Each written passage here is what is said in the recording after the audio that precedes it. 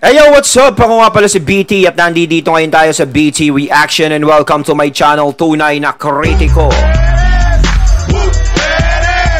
At meron tayong panonooring video ngayon. Ito po ay nagmula kay Balitang Pinoy TV. Sa mga hindi pa po nakakabisita sa channel ni Balitang Pinoy TV, bisita na po kayo mga katunay. At kung hindi pa kayo nakakapag-subscribe, subscribe na din po kayo mga katunay kay Balitang Pinoy TV. At syempre, huwag nyo rin po sana kalimutan na mag-subscribe dito sa channel ko sa Tunay na Kritiko sa mga hindi pa nakakapag-subscribe and click the notification bell para maging updated po kayo sa mga reaction videos na aking ilalabas. At huwag na natin pagtagalin at sabay-sabay na nating panoorin ang laman ng video na hatid sa atin ni Balitang Pinoy TV at bibigyan natin ng reaksyon.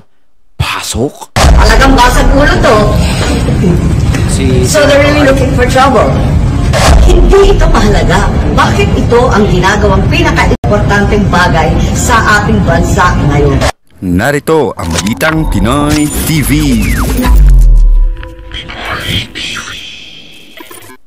Magandang araw sa ating lahat mga kababayan. Saan man panig kayo ng daigdig naron, dito na naman tayo sa another episode ng ating vlogs. Pag-uusapan natin ngayon, ito po, no, VP Sara, pinagre-resign po sa pagiging Vice President. Itong mga Tambi, no? Tambi followers. Yan po mga pag-uusapan natin, pero bago yan, kung bago ka pa lang dito sa ating channel, mag-subscribe ka na. Dahil ito lang ang tayong channel na may kinikilingan, may pinapanigan, una sa balita, huli sa impormasyon. Kaya ano pang hinihintay nyo? Pindot na. Okay, punta po tayo sa isa pa. Ito po, masakit po to ha. Parang tama po to. Kaya nga dapat narito si Badong para ipaliwanag sa atin to. Tignan nyo po. Ito po, pinagre-resign naman si VP Sara bilang Vice President. Marami po maliligaw nito eh. Tignan nyo po ha. Papaliwanag ko po sa inyo kung bakit mali ito. Ang sabi nito ni Kendray, unity means supporting each other. Ang ganda, di ba? Not moving behind one's back. PBBM is the president. He sets the direction. VP Inday is the vice president. She can have her own stand, but she cannot command the policy. She is not a co-equal of the president. If VP Inday finds this untenable, resign. Okay, pinagre-resign po. No? Pinagre-resign po ni Kendray si VP Sara kasi sumasalungat sa presidente ng Pilipinas. Sige po, pagbigyan po natin, no? Ano po yung sinasalungat? Teka, parang sumasalungat sa presidente sa Pilipinas. So pinagre-resign si VP Sara. Eh di ba lahat naman ng Vice President simula pa nun is sumasalungat sa presidente, kay Tatay Digong at saka kay Lenny. Si Lenny talaga salungat na salungat na salungat eh. Ano naman yung bago kay VP Sara? What? Talagang ano, no? Mainit lang talaga yung mata nila. Gusto talaga nilang mawala si VP Sara sa eksena. Yung tipong chupi-chupi ka na dyan, ganito na, magkakakampihan na kami. No? Kasi okay lang sana sabihin nila, mag-resign ka na dahil taliwas yung paniniwala mo sa paniniwala ng presidente. Kung walang gumagawa ng ganong vice president dati. Ulitin ko nga, di ba? Si Lenny. Tapos si Tatay Digong. Ba't hindi naman na ganyan si Lenny? Hindi nyo ginanyan. Kayo talaga, Pinangungunahan niya sa ICC, di ba? Nagpapahayag si VP Sara, bakit hindi dapat papasukin ng ICC? Alam na po natin yan lahat. Habang sinasabi ni Pangulong Marcos na pag-aaralan natin kung babalik tayo sa ICC, ang lakas ng boses ni Sara Duterte, hindi mo pwedeng ignore na sinasabi niya hindi nararapat na papasukin ng ICC dahil yan po ay hindi po legal na papasukin sila. Yan po yung una, di ba? Yung sa ICC. Kaya sigurado tayo na may punto naman to. Bakit nga? Bago ko sagutin yan, totoo ba yan na moving behind one's back si Sara Duterte? Kasi for the first time po yung ICC, yan po yung for the first time na kumontra na siya ng direkta kay PBBM. Ano pa po yung isa? Yung peace talk with the government, with the CPP-NP. Di ba? Dalawa, ICC tsaka itong peace talk. Yung ICC nga, hindi pa di ba? Nakikiusap pa si Sara Duterte sa DOJ, no? Na ideklara nyo na huwag nyo papasukin, di ba? Nagbibigay pa siya ng katwiran. So, dalawang bagay na yan. Tama yun, no? Parang tama si Kendray. President yan Vice President ka lang Kung titignan pa natin, susuriin pa natin, pag ba nung Vice President si Lenny, pwede siyang pumorma kay Tatay Digong? Hindi, di ba? Okay. Alam na natin kung bakit ayaw ni Sara Duterte. Hindi na natin tatalakayin yan. No? Yung peace talk, hindi na natin tatalakayin yan. Alam na natin kung bakit tumututol Sara Duterte. Diba? Inuulit-ulit natin dito. Hindi naman seryoso yung mga yan Lahat ng presidente nakapag-pistok diyan eh. Parang nakikipag-usap pala sa hangin. Pero anong katotohanan, nagpapalakas lang sila. Pero, sa biglang tingin, tama to si Kenry. Unity means supporting each other. Susuporta ka lang, BP ka lang eh. Di ba? Vice President ka lang. Unity nga eh. Hindi ikaw co-equal. Tama po yun. O pero, ang nakakalimutan mo, Kenry, yung salitang unity. No? Ibalik lang natin. Iba po yung pagiging Vice President. Pakinggan nyo lang po to. Marami po kayong mapupulot dito. Pakinggan nyo lang po to. Para lahat po ng bibira sa inyo na sabi, marunong pa yan si Vice President sa Presidente. Dapat mag-resign na siya kung ayaw niya. Di ba? O eto lang po ang sabihin ko. Ang unity team po, niligawan po nila si Sara Duterte para maging Vice President ni BBM. Tama, mali. Hindi po si Sara Duterte nanligaw sa kanila. Hindi po, gawin mo naman akong Vice President. Parang ayaw pa nga tumakbo ni VP Sara noon. Or talagang lalaban siya ng President pero nagbigay daan siya, no? O, di ba? President, hindi po ganun ang sitwasyon. At nag-usap po yung mga yan. Hindi po makikipag-unity team si Sara Duterte na walang linaw na usapan. At natitiyak ko sa inyo na isa sa mga pinag-usapan yan ay hindi pa papasukin ng ICC. Bakit? Hindi po two-way. Yun lang po yung mga may malinaw pong mga parameters yan. Sige, unity team ako sa inyo. Pero ito yung mga kondisyon ko. Hindi pa papasukin ng ICC. Tinitiyak ko sa inyo na kasama yan. Bakit? Dahil ang unang maapektuhan, yung tatay niya. Alam nga naman makipag-unity team ako na, BP Sara, unity team tayo, pero papapasukin ko ICC. Di ba? Imposible. At ng pronouncement ng kandidatong si BBM, hindi papapasukin ng ICC. Kaya yan, Kendry, tama ka, unity team sila. Pero hindi kasama sa usapan, no? Na yung tatay ko na naging dahilan ng pag-unite natin dahil sabi nila pareho, itutuloy namin yung ginawa ni Digong. Pareho sila pag nagsasalita. Yan yung mga unity nila eh. Hindi pa papasukin ng ICC. Mas lalong hindi makikipagpisto sa CPP-NPA. Kasi kung tutuusin kung kay FERRD lang, pwede niya nang hindi isali si BP Sara sa unity team eh. No, di ba? Pero pinag-unite pa rin. So hindi naman siguro masama na minsan magbigay ng suggestion si BP Sara o may mga pa rin nakasunduan silang pinag-usapan ni PBBM. Silang dalawa. Hindi naman masama yung ganun. Kumbaga, nandiyan yung BP siya, kailangan nakasuporta lang siya sa ano. Pero siguro naman is pwede pa naman kahit papaano yung boses din niya is mapakinggan din naman ng presidente. At yun naman yung ginagawa ng presidente, di ba? Pinapakinggan naman siya, tsaka kapag yung umaalis dati yung presidente, si BP Sara muna pumapalit. Parang gusto ata nila, nung iba, pag si PBBM umaalis, sila muna yung papalit. Iba po yung pagiging Vice President nang wala kayong pinag-agrihan. Pero kung may unity team kayo, hindi imposible, bobo ba yan si Sara Duterte? O unity team ako, basta Vice President mo ako, susuportahan lang kita kahit na ano. Kahit na pakulong mo pa tatay ko, okay lang sa akin. Basta Vice President mo ako. Ganun ba yun sa tingin nyo? Never.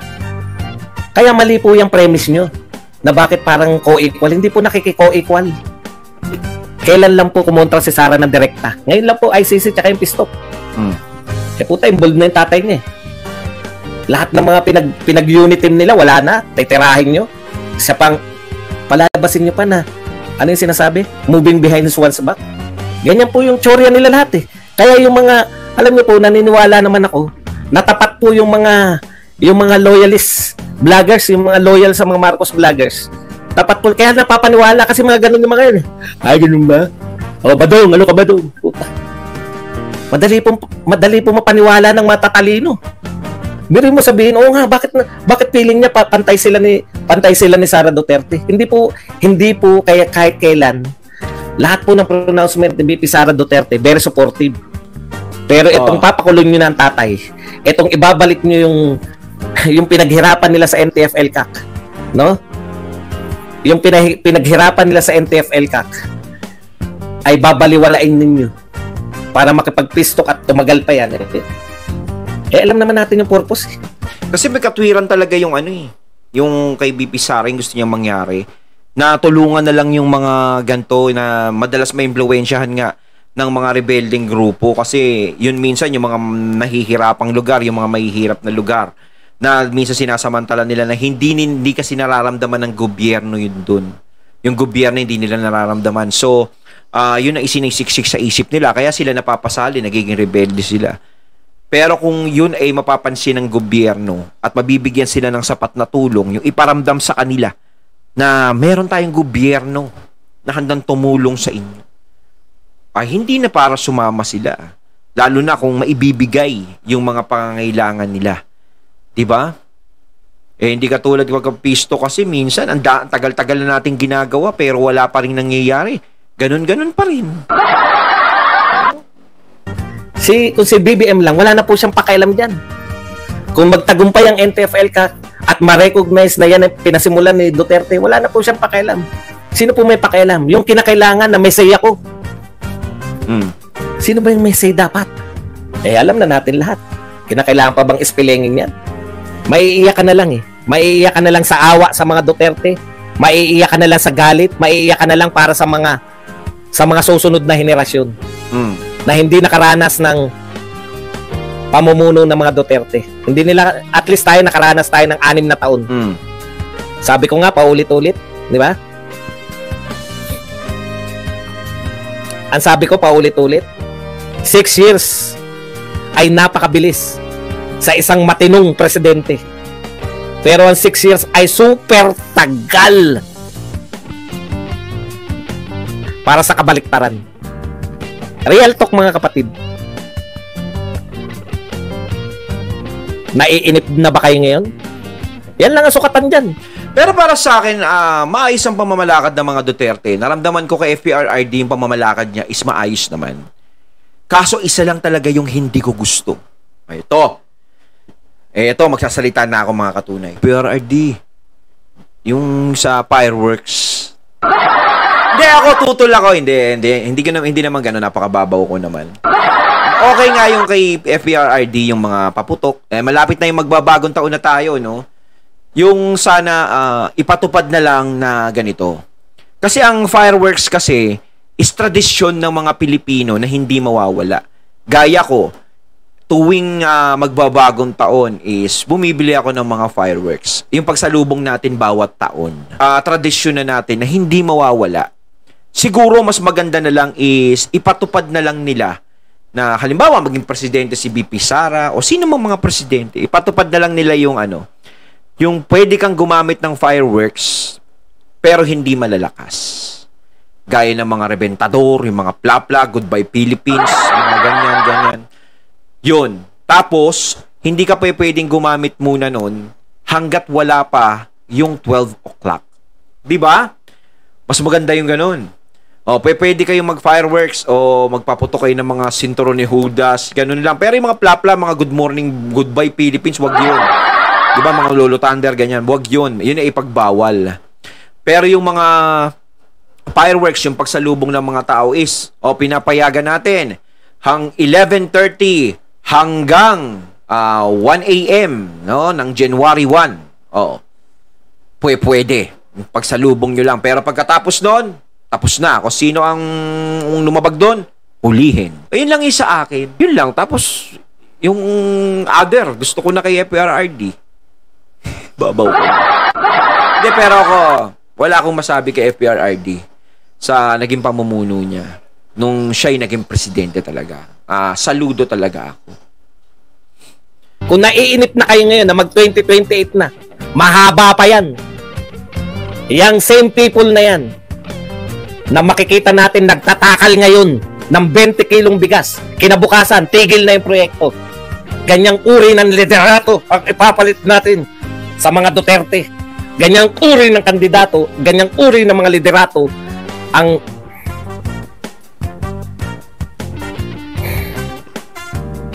niyayakap ng press, ang niyayakap ng mga dilawan. Pareho sila eh. Ito po ay labanan ng paramihan ng kakampi. Ang problema lang, kukunti lang tayo. Kukunti lang yung nagsasalita para sa mga Duterte. Inuuna pa ng mga Duterte yung sarili nila na iangat yung sarili nila bago yung mga Duterte. Nakakaiyak kasi nagtagumpay tayo for 6 years. Ang hinahanap lang natin, sino yung magtutuloy? Sino yung kandidatong magtutuloy for another 6 years? Tapos ang pinag-uusapan natin, paano uusigin? Bakit nyo uusigin? Ano ang ginawa sa bayan natin? Nagnakaw ba? Wala nga kayong bintang na nanakaw eh. Wala nga kayong binibintang na nagpayaman eh. Ang takot ako kay Sir Bato. Hindi talagang ramdam mo talaga yung galit niya, no? Sakripisyo ang nakuha ni Sakit. Pangulong Duterte, kaaway, kalaban. Malalaking tao nilabanan, oligarko, drug lords, mga makapangyarihan, mayayamang tao. Lahat binangga niya, no? Para magbigay ng magandang bukas sa atin. Glimpse, pinatikim tayo. Ito ang magandang pamumuno. Ito ang magagandang pamumuno. Ayon, at ating natunghayan ng video na nagmula kay Balitang Pinoy TV at syempre natunghayan din natin si Sir Badong Aratiles. Ayan mga katunay, kayo anong masasabi nyo tungkol sa videong ito na ating napanood at binigyan ng reaksyon? No? Comment lang po kayo sa comment box. So once again, I'm BT and I'm out. Peace.